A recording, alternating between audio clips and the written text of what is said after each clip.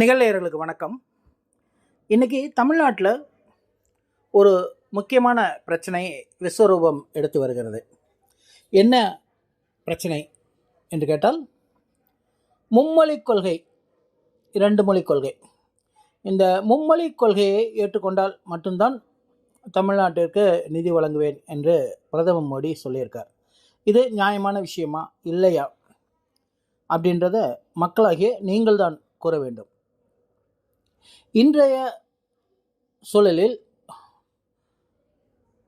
தமிழ்நாட்டு அரசியல்வாதிகள் அத்தனை பேரும் கல்வி நிறுவனங்களை நடத்தி வருகிறார்கள். தவைக கட்சியோட தலைவர் விஜய் கூட ஒரு மெட்ரிகுலேஷன் பள்ளி நடத்தி வருகிறார். தமிழ்நாட்டை பொறுத்தவரை 60% மாணவர்கள் மெட்ரிகுலேஷன், அதாவது தனியார் பள்ளிகளில் தான் படித்து வருகிறாங்க.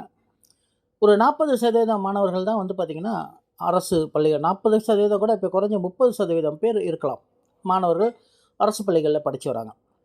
இந்த அரசு பள்ளிகளுக்கு ஒரு கொள்கை, தனியார் பள்ளிகளுக்கு ஒரு கொள்கையா? அதாவது தனியார் பள்ளியில் இன்றைக்கி ஆங்கிலம் முதல் பாடம், 2வது பாடம் தமிழ் அல்லது ஹிந்தி, 3வது விருப்ப பாடமாக நம்ம தமிழையோ வேறு மொழி பாடங்களையோ ஃப்ரெஞ்சோ எடுத்துக்கலாம். நிறைய பள்ளிகளில் பார்த்திங்கன்னா தமிழை ஒரு பாடமாகவே வைக்கவில்லை.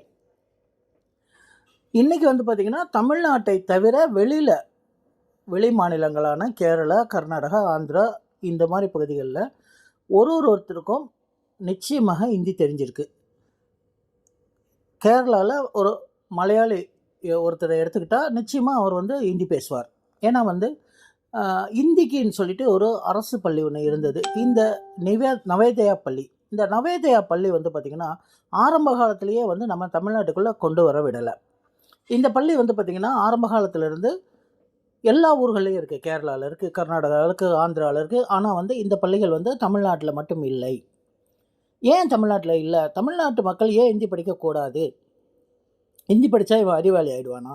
இன்றைக்கி இருக்கிற அரசியல்வாதிகள், அரசியல் தலைவர்கள், அவர்களோட பசங்கள்லாம் ஹிந்தி படிக்கலையா? அவர்களுக்கெல்லாம் ஹிந்தி தெரியாதா அப்படின்னு சொல்லும்போது, ஏன் நம்ம அரசியல்வாதிகள் ஹிந்தி படிக்கலாம், அவங்க பசங்க ஹிந்தியில் ஸ்கூலில் படிக்கலாம், அவங்களுக்கு அந்த நல்ல நாலேஜெல்லாம் இருக்கலாம்.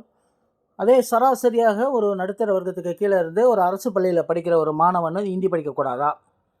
நாளைக்கு பார்த்திங்கன்னா வெளிநாட்டில் உள்ள வேலைவாய்ப்புகள் இன்றைக்கி பார்த்திங்கன்னா தமிழ்நாட்டை விட்டு வட மாநிலங்களுக்கு சென்றாலே ஹிந்தி தேவைப்படுது. அங்கெல்லாம் தமிழோ மற்ற மொழிகளோ தெரிஞ்சாலும் அவங்க அதை பேச மாட்டேன்றாங்க, ஹிந்தி தான் பேசுகிறாங்க.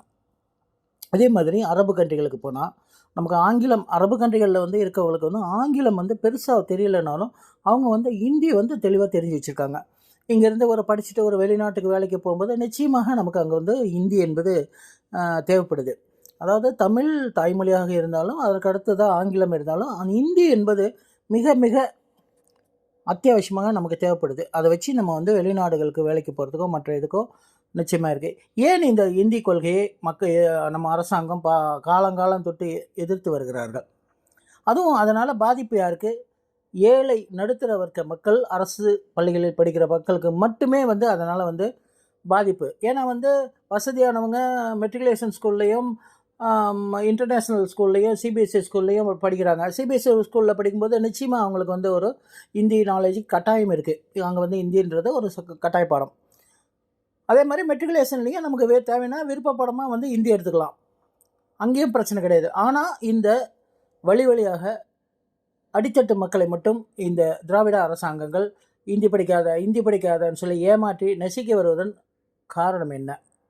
தங்களோட அரசியல் லாபங்கள். இவன் நல்ல விஷயம் தெரிஞ்சுட்டானா நமக்கு ஓட்டு போட மாட்டான் அப்படின்ற ஒரு காரணமாக.